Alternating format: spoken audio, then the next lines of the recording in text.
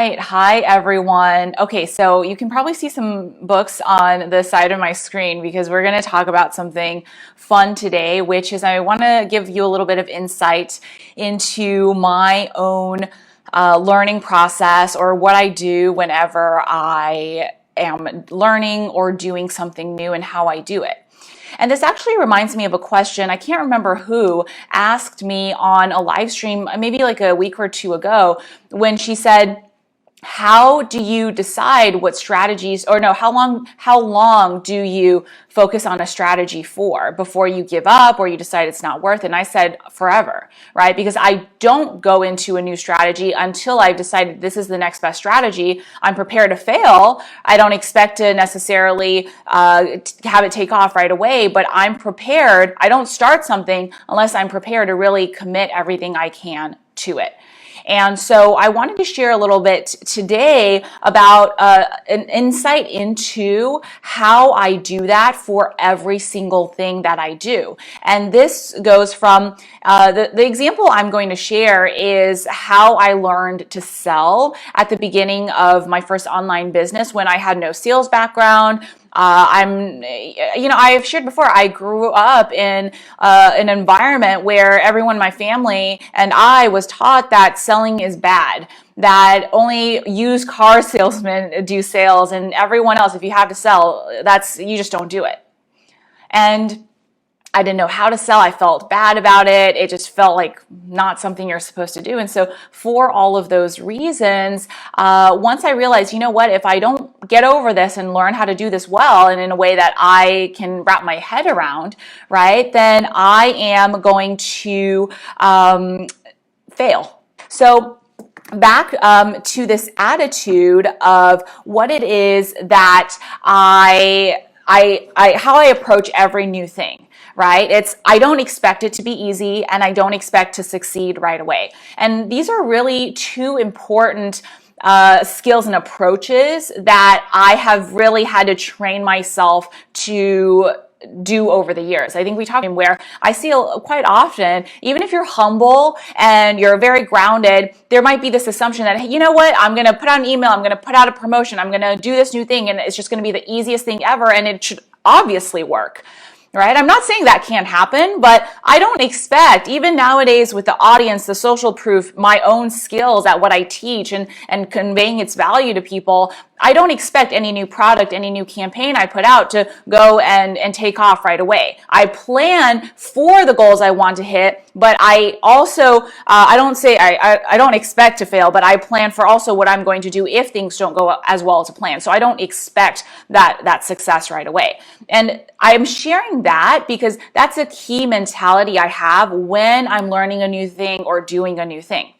Okay, so when I first started to learn sales, right, what I did was I hired a coach. I was like, this is something so important. I am not going to want to learn it on my own. I probably could have.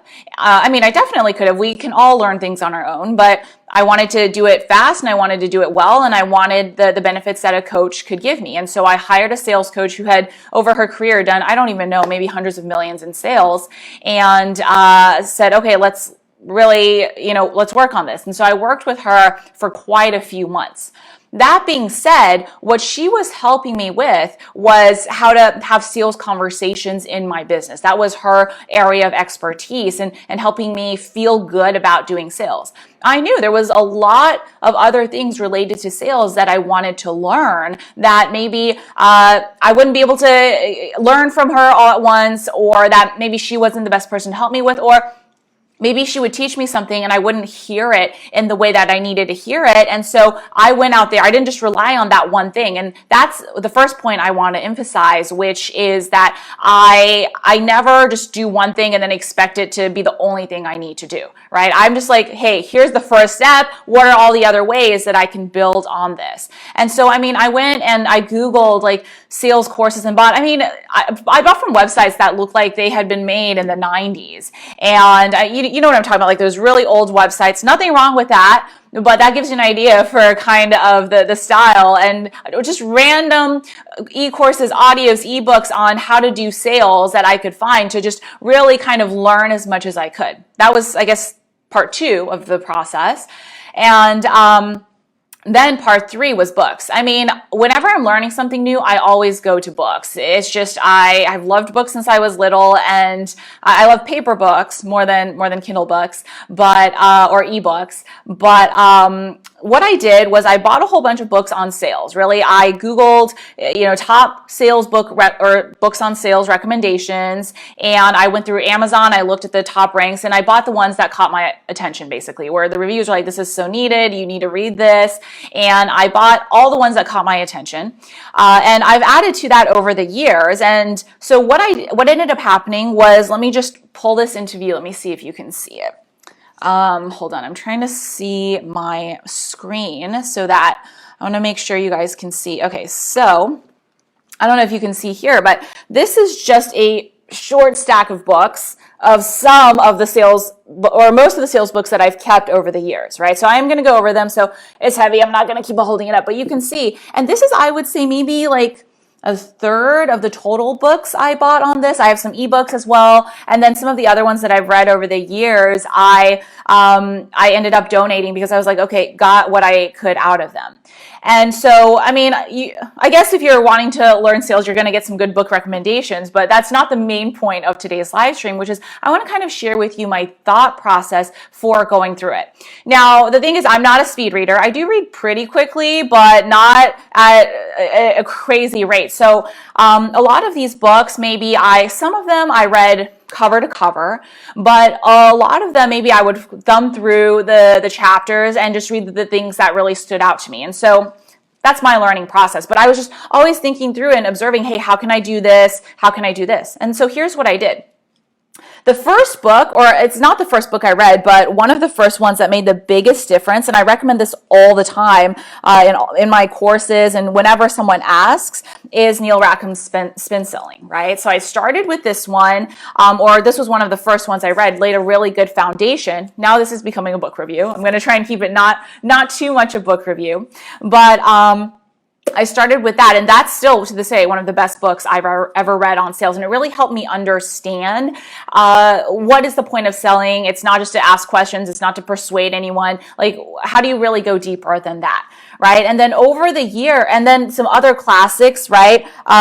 Zig Ziglar's book, Secrets of Closing the Sale, Daniel Pink, To Sell is Human, The Challenger Sale, right? Classics, The Little Red Book of Selling, and then some other ones that are Words That Sell, How I Raised Myself from Failure to Success in Selling. So if you pull up like an Amazon recommendations, bestsellers, just how, like a good list of recommendations for books on learning how to sell, those are some of the top ones that always come up. And then over the years, through recommendations, or if something caught my eye, right? I mean, Dan Kennedy's Sales Letter. I mean, that's a really good one. I have a few other books like that are on my bookshelf. I pulled these out and I was like, oh no, I'm going to have to put these back. And so I stopped, but enough to give you an idea, right? And so what I would do is I would read one. If I had a question about something in the book, I would Google it. And then if I found another book that really explained it or elaborated on it more, I would buy that book and then I would go through that piece. And so I want to share with you kind of my thought process for how I do this. And then what I would do is I would think back through, okay, how can I apply it to my sales conversations, right? How does whatever I'm reading about in this book apply to how I'm having a sales conversation? Is there something I can do better to understand what's going on with a potential client of mine? How can I be more personal and better communicate the value of what it is that I have to share? How can I do all of that? So I would think it through, and then I would go on to my next coaching call with my sales coach at the time and ask those questions. So I would think it through. I would think through my responses, and then I would talk it through with my sales coach. So what I was creating was essentially a mini ecosystem for myself. And I mean, I don't know why I didn't think of this years ago when I was first teaching myself to sell, but nowadays, if I want to learn something, I would go onto YouTube as well and search for probably like sales conversations and things like that, practice sales calls. I couldn't find any back then. I remember thinking that, but so I did that. And then each time I realized, oh, here's another piece of this I can improve. This is really important. I bought another book, or I didn't always buy books. Sometimes I researched or learned what I could. And so this is really interesting. I pulled out this book specifically because I wanted to share with you guys. Whenever there's like a tangential skill I feel like I need to learn or beef up or improve, I definitely go into that as well. So sometimes you can go down a rabbit hole of learning, and I try to minimize that, but you never know where it's going to lead you. And ultimately they all build together. And so this workbook really stood out because I remember years ago, I don't know if you guys are going to believe this or not, but I mean, rewind back 7, 8, 9 years, I was a really soft-spoken, really shy introvert where I had been taught all my life, look, you don't be in your face. Don't be too confident. That's going to come off as arrogant. It's going to come off as aggressive, and you only speak when spoken to, that kind of thing, right? So that's how I was raised. And and also be unfailingly polite. Don't do confrontation, all of that. And what that led to was me not being super assertive because I couldn't tell the fine line between being assertive and being rude and confident versus arrogant. That took me quite a while. And so nowadays I tell people that and they don't believe me. They're like, what, Louisa? I don't believe that, but it's true. And it's just been a process. And so through the process of learning these sales conversations and how to have them, what I did was I realized I needed to learn to be more assertive and really kind of be strong in what I believed. And some other business experiences where I was kind of taking advantage of led me to realize that too. And so I ended up buying this assertiveness workbook, right? And I thought it was fun to share because, like I said, whenever I tell people, guys, I used to be the least assertive person ever, least confident, really quiet. People don't believe me. And, this is a little bit of proof right here. And so basically what I did was I want you to kind of notice the different processes that I went through. And this is really important because tying back to the original theme, which was yesterday I was talking about the difference between crossing 6 figures to 7 figures in your business and, and really just from going from good to great or whatever that version of is for yourself. One of the things I've noticed that as I was thinking about this has made the biggest difference for me is obsession. Obsession with creating the best in class product, with myself becoming the best coach, teacher possible, working on my own skills, marketing, sales, copywriting, teaching, content creation, all of those. Whenever I commit to something, I become obsessed with it. And I wanted to share the sales example because it's relevant to so many of us, and because it's something where I've over the years had a lot of people say, Louisa, you're so good at selling. Maybe you naturally were. Heck no, I was not. I just shared where I started out, and so I wanted to kind of share with you the process that I went through to be able to do that. And again, I didn't, read every single page of every single thing. I just went through, looked at the pieces that I needed. And what I also did, right, another key piece was, for example, the most powerful books that I found, like Neil Rackham's Spin Selling, I actually reread quite a few times and still go back to it from time to time. And this is true for every single new thing that I do. I've shared before how when I was working on my money mindset, another example, I don't do one and done. Or it's not that I don't do it. I would love to do one and done, but I don't expect for me to do something once and have it be done in terms of learning or trying something new. And another example that comes to mind so often is another book I recommend on a different topic, Money Mindset, really reframing the way we think about money, because so many of us are trained to have negative beliefs about money and selling and all of that. Another book I recommend is Margaret Lynch's Tapping into Wealth. And so many people will read that book, tell me, wow, this was really helpful. And then, I read it through like basically a novel and never touch it again. Whereas what I did was, because it was just such a helpful book for me, it was massively transformational. For about the first, I would say 2.5 years in my online business, I had that book in front of me on my desk. I don't know where it is over there, but it's over there somewhere. Or Is it around here? I don't know where it is, but I have like so many stickies in throughout the book, lots of different colors as well, of all the things I would reference back and go to whenever I noticed, oh, hey, here's room for improvement. Here's something I need to work on related to my money mindset. Let me go back through this. Let me research this a little bit more and let me see how I can improve this. And so that actually brings me to another point, which is as I'm learning something, I'm always observing and kind of creating this feedback loop. It's not anything overcomplicated. I'm not, sitting down and tracking every single thing. That's just too overwhelming for me personally. But I would notice, hey, I'm thinking this came up, reference whatever I needed, and then do more learning. Or same thing for sales, right? Whenever there came up a new objection that I hadn't encountered before, or a new situation, I would do a few things. I would ask my coach about it. Hey, here's what happened. Here's how I handled it.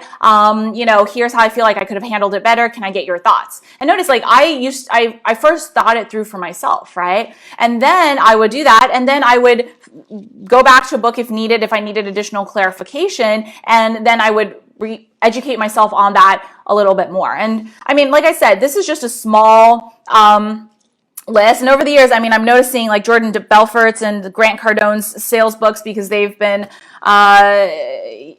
their books have, made some splashes. And so I continually educate myself on these things. And that's also really important as well. So I'm actually really glad we're talking about this, because I never want anyone to think that, things just, I'm good at something or other. I developed a skill just because I read one book and, it's so easy. That's not how it works.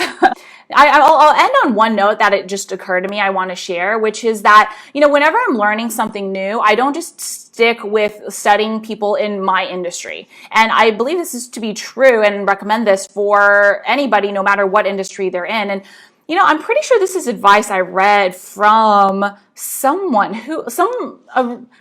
billionaire entrepreneur, I'm pretty sure.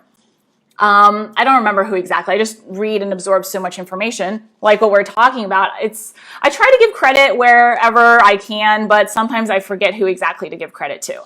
But it's basically, study outside of your industry. I mean, this is pretty common advice. And so I want you guys to notice, it wasn't like I was studying how other people in my industry are doing sales. I mean, also, just a few years ago back then, there weren't that many people who, the coaching online course space, all of that was not nearly as evolved and awesome as it is now.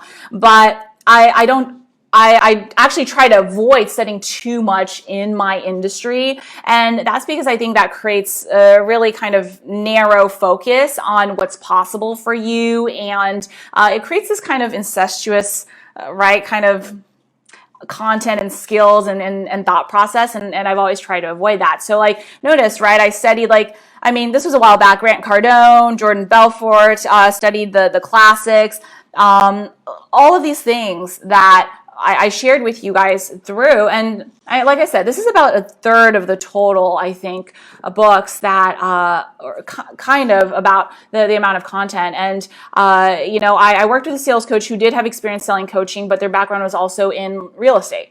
And I've always consciously tried to do that as much as possible to avoid the whole, I don't want to be thinking the same thoughts, doing the same things as everyone else. I want to be in industries or learn from industries that are bigger than mine to think about and even subconsciously absorb possibilities that are bigger for me, right? Because you never know what's going to come up when you do that.